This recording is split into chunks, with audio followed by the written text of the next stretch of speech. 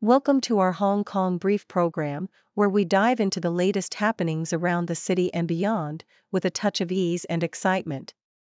First up, UBS is taking the financial world by storm, or rather, by conference, as it prepares to host the prestigious Asian Investment Conference in Hong Kong this month. With over 2,000 global investors expected to attend, it's set to be a bustling hub of insights and opportunities, especially with Asia pegged as a future growth engine. But not everything in Hong Kong is looking as bright and sunny, quite literally. Severe thunderstorms are rolling in, threatening to rain on the parade, or more accurately, the Labor Day fireworks display. This comes just as the city was gearing up to welcome a wave of mainland Chinese tourists for the Golden Week holiday. It's a classic case of weather dampening spirits, but let's hope the storm clouds clear in time for some dazzling pyrotechnics. Speaking of making waves, Mayank Vaid, an ultra swimmer based in Hong Kong, is not letting the sea's pushback stop him. After an ambitious attempt to swim around Hong Kong Island twice in a day, Vaid is now eyeing the double arch 2-arc triathlon. It's a grueling race that few have dared to dream of, let alone attempt. From swimming channels to cycling and running across countries, Vaid's journey is nothing short of inspirational. So, as we wrap up today's brief, remember, whether it's the financial markets or the force of nature, there's always a story worth diving into. Please stay tuned for more detailed content. In the bustling financial hub of Hong Kong, UBS Group is set to take the reins from Credit Suisse Group by hosting the prestigious Asian Investment Conference, AIC, at the end of May, as reported by the South China Morning Post. This significant event, which marks a new chapter following UBS's acquisition of Credit Suisse last year, is anticipated to draw over 2,000 global institutional investors and high-net-worth individuals to the city.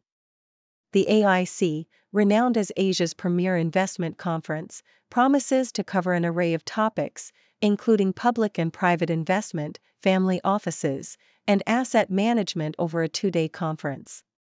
UBS's commitment to hosting the AIC in Hong Kong underscores the region's importance as a future growth engine, aiming to provide invaluable insights for investors looking to navigate the complexities of the Asian markets.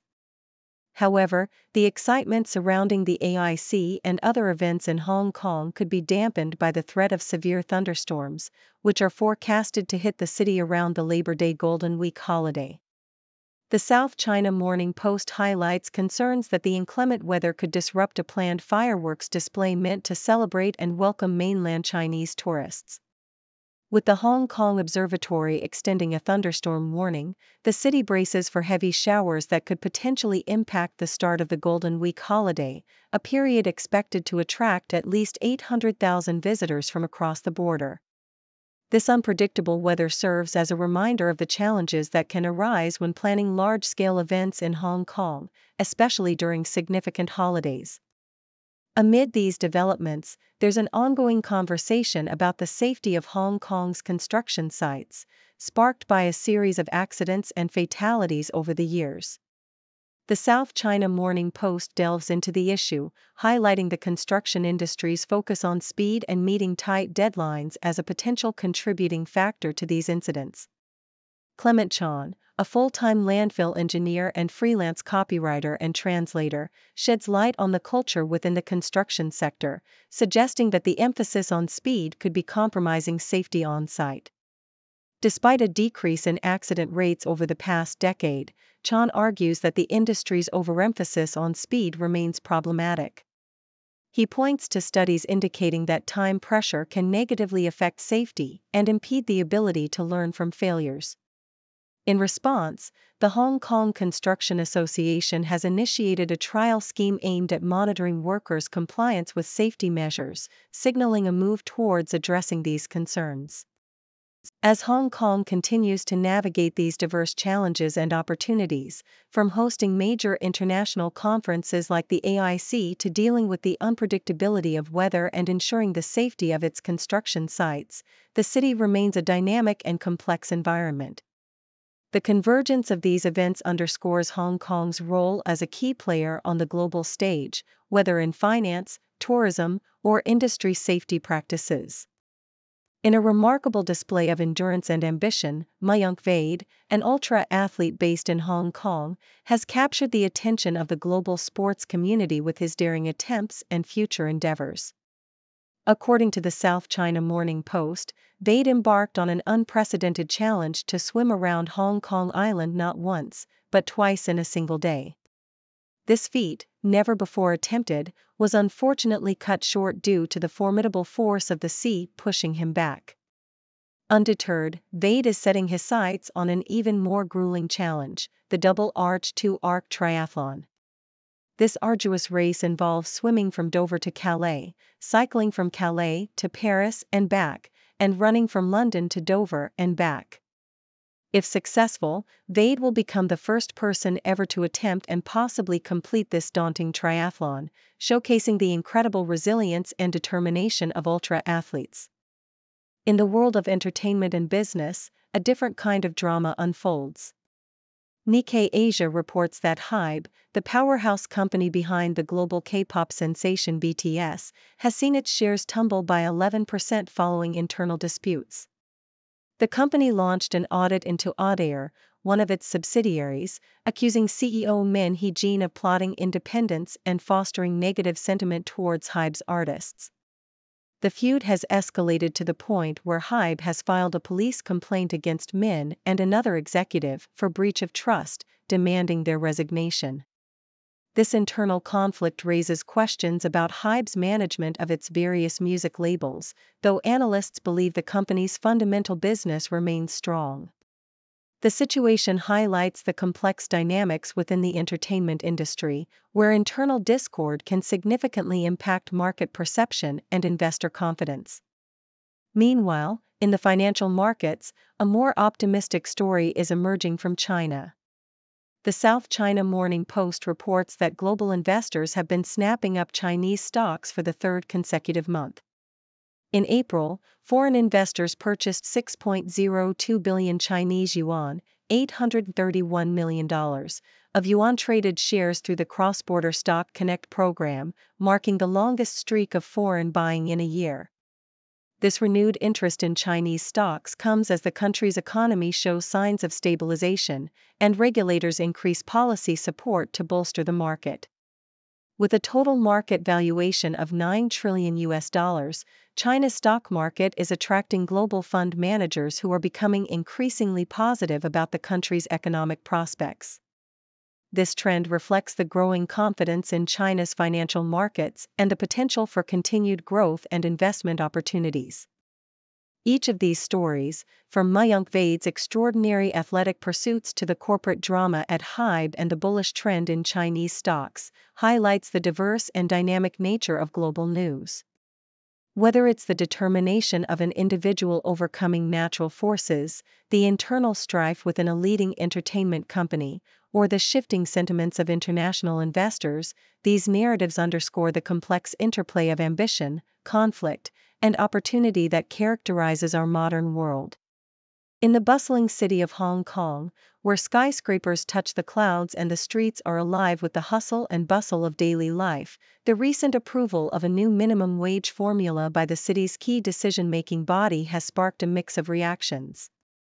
As reported by the South China Morning Post, this new mechanism promises that there will be no cuts to the current minimum wage rate of 40 Hong Kong dollars per hour.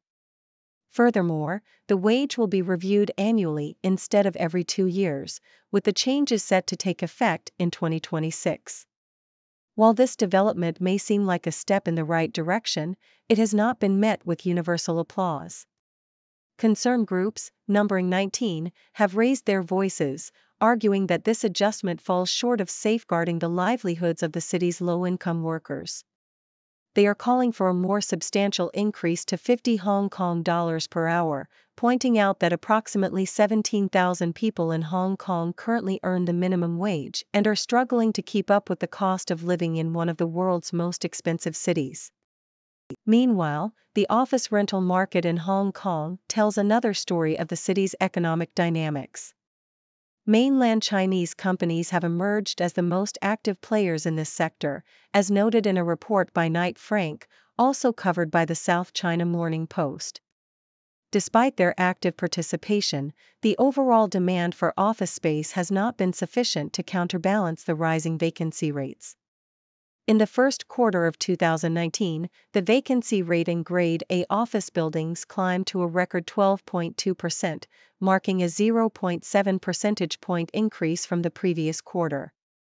This uptick in vacancy comes as more office space becomes available and demand dwindles, leading to a 2.7% quarter-on-quarter fall in Grade A office rents. This situation underscores the challenges facing Hong Kong's commercial real estate market, even as mainland Chinese companies continue to show interest. Amid these economic and social developments, there's a growing call for a revolution in how Hong Kong approaches its building infrastructure to combat climate change. David Gottfried, the visionary founder of the World Green Building Council and the U.S. Green Building Council, has urged the city to adopt more sustainable practices in construction. Highlighted in the South China Morning Post, Gottfried advocates for the imposition of a carbon tax on building owners and a shift towards using construction materials that are more environmentally friendly. He acknowledges that while Hong Kong's developers have a decent grasp of green building concepts, there's a pressing need to ramp up the use of materials with lower embodied carbon. The city's older buildings, which Gottfried describes as carbon hogs, stand as significant obstacles to reducing Hong Kong's carbon footprint. He suggests either imposing a carbon tax on these inefficient structures or offering investment tax credits as incentives to lower embodied carbon, thereby paving the way for a greener and more sustainable urban environment. The interplay of these developments paints a complex picture of Hong Kong's current state. On one hand, there's an attempt to address the immediate needs of low-paid workers through adjustments to the minimum wage formula, albeit with mixed responses from the public. On the other hand, the office rental market's dynamics offer insights into the broader economic challenges facing the city. And looming over all of this is the urgent call for environmental sustainability, pushing for a radical transformation in how buildings are constructed and maintained. Together, these stories highlight the multifaceted challenges and opportunities that lie ahead for Hong Kong as it navigates its way through economic, social, and environmental landscapes. In the bustling world of K-pop, where the lights shine bright and the music never stops, the journey of an idol is one of dreams, determination, and sometimes daunting challenges. Such is the story of Kang Hyung-gu, popularly known by his stage name Kino, a 26-year-old singer who has recently embarked on a solo career after the disbandment of his original band, Pentagon. As reported by the South China Morning Post, Kino's path has been anything but easy. Despite the band's success, it faced setbacks due to dating rumors in 2018, leading to a barrage of daily hate comments. Yet, Kino's passion for music and his dream of being a singer never wavered. Accepted as a trainee by JYP Entertainment at the tender age of 12, Kino's journey through the grueling K-pop training schedule is a testament to his resilience. He recalls catching up on sleep during school breaks, lunch hours, and bus rides, always surrounded by hardworking peers. This environment, as challenging as it was, nurtured his talent and character, preparing him for the solo career he has now confidently embarked upon. With his own entertainment agency, Naked, Kino has completed a successful Asia tour, signaling a promising future ahead.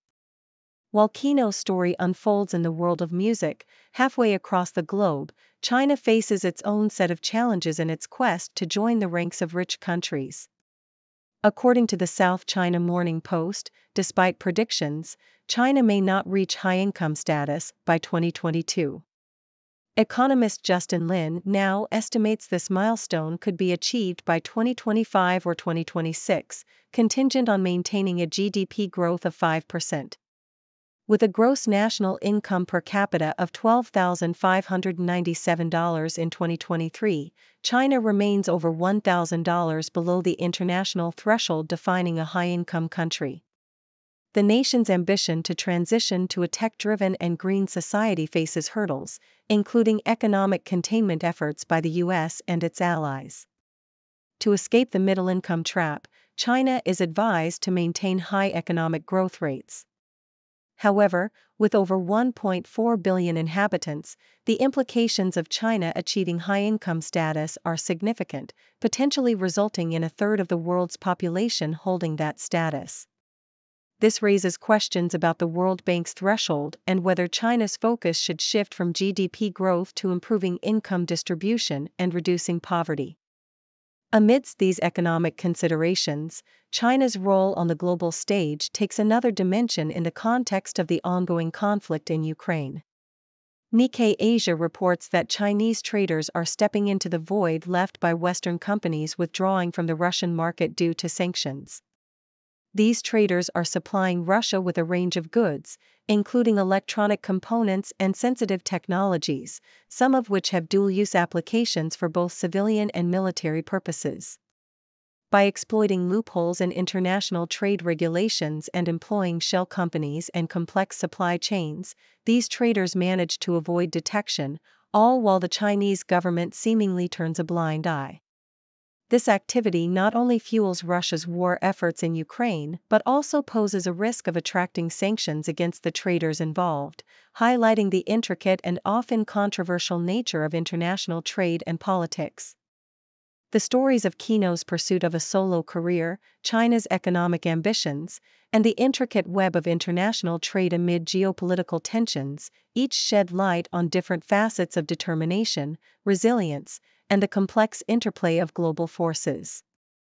From the stages of K-pop to the corridors of economic power and the shadowy lanes of international trade, these narratives intertwine to paint a picture of a world where dreams, challenges, and realities coexist in a constant dance of creation and conflict. In the sun-soaked landscapes of Queensland, Australia, a tale of neglect unfolds, casting a shadow over the once luxurious island resorts that dot its coast. The Australian Broadcasting Corporation reports on the legal battle ensnaring the lease of Double Island's derelict resort, a property that once basked in the glamour of celebrity ownership, including Brad Pitt and Jennifer Aniston. Benny Wu, a Hong Kong-based billionaire, faces accusations of failing to revitalize the resort, leaving it, and at least 5 others, in a state of disrepair. These islands, once idyllic escapes, now serve as a stark reminder of nature's reclamation, with facilities overrun by green sludge and termites feasting on the remnants of luxury. Across the sea, in the bustling streets of Manila's La Loma district, a different story of indulgence unfolds, as reported by the Sydney Morning Herald. Known as the lechon capital of the Philippines, La Loma's mastery over roast pork attracts both locals and tourists to its vibrant food scene. The meticulous process of roasting pigs over charcoal or coconut husks, combined with a blend of herbs, lemongrass, tamarind, garlic, salt, and pepper, results in a culinary masterpiece that is integral to Filipino celebrations. Renowned establishments like Eler's Lechon, Mang Tomas Lechon, and Mila's Lechon stand as testament to La Loma's esteemed status, offering succulent dishes that could easily tempt one into gluttony. Meanwhile, in Western Australia, an annual food festival offers a fresh perspective on the region's culinary offerings. The Sydney Morning Herald highlights the innovative work of Fervour, an indigenous food pop-up led by Chef Paul Iskov. With a background in world-renowned kitchens, Iskov brings a modern twist to traditional Australian ingredients, creating dishes that are both a tribute and an exploration of the country's rich culinary heritage. From kangaroo fillet prepared sous vide to native macadamia puree accompanied by saltbush, Fervour's creations are a celebration of indigenous flavors. Events like the Jaron Celebration Lunch in Jindan showcase the growing movement of chefs and young indigenous cooks dedicated to reconnecting with and reimagining Australia's indigenous cuisine. These stories, from the forgotten luxury of Queensland's island resorts to the vibrant culinary scenes of Manila and Western Australia, illustrate the varied tapestry of human endeavour.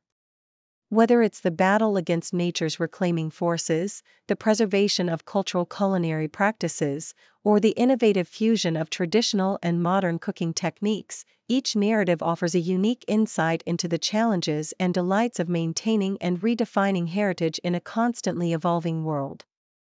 Thank you for tuning in. The content above showcases the latest briefing reports and analytical synopses, thoughtfully curated by the 6Do team. These insights stem from a wide array of reputable media outlets, think tanks, government sources, and specialized experts worldwide. We encourage you to explore these sources for a comprehensive perspective. Keep in mind that while the content may not always align with the official standpoint of 6Do Brief, it's not meant to be taken as absolute directives for decision-making. Comprising seasoned media professionals, learned scholars, and accomplished scientists, the 6Do team embodies a trailblazing, fully independent media entity. To customize 6Do Brief to meet your professional needs, you have the option to subscribe to a diverse array of briefings on our website, 6dobrief.com. Regardless of your location, you can conveniently receive 6Do Brief via email.